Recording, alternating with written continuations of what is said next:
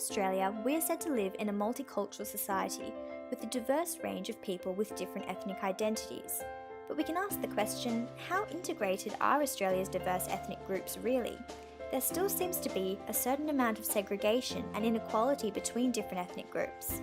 Previous studies of inequality due to ethnicity have focused on refugee groups, particularly the inequalities they face when entering the Australian workforce.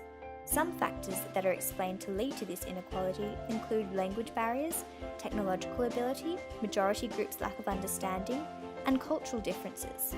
However, there is a particular focus on the language and technological barriers. We feel it is important to study international university students, as this is a different approach to much of the prominent literature.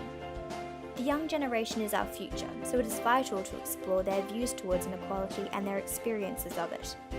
As most international students are already familiar with English and with technology, these may not act as major barriers to inclusion in Australian society. Thus, the current study is important as it may highlight different barriers that the young generation are facing in today's society in comparison with previously studied refugee groups. We will take a qualitative approach by interviewing both international and domestic students of the University of Sydney. The interview will consist of open-ended questions about social interactions at university, involvement in clubs or societies, academic performance, current employment status, and housing arrangements. Questions regarding perceptions of peers of different ethnicities will also be asked. We aim to explore personal experiences regarding the impact of ethnicity on feeling a sense of belonging within Australian life. We expect to find a certain amount of segregation between different ethnic groups at university, as students seem to gravitate towards people who are similar to them. It is easier to relate to and to communicate with people of one's own ethnicity, so it may be harder for international students to feel like they truly belong with other domestic students.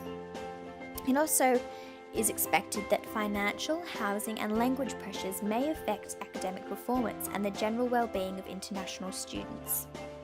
This study may be limited in representing university life across Australia, as there are very different ratios of ethnicities at different universities, and this may lead to different social relationships. The students at the University of Sydney are also generally quite privileged, so it may be difficult to detect inequalities. It may also be difficult to see inequalities between different ethnic groups because of the homogenisation and assimilation that has occurred due to globalisation. However, overall, this study should be very useful to see what kind of inequalities international students face at the University of Sydney.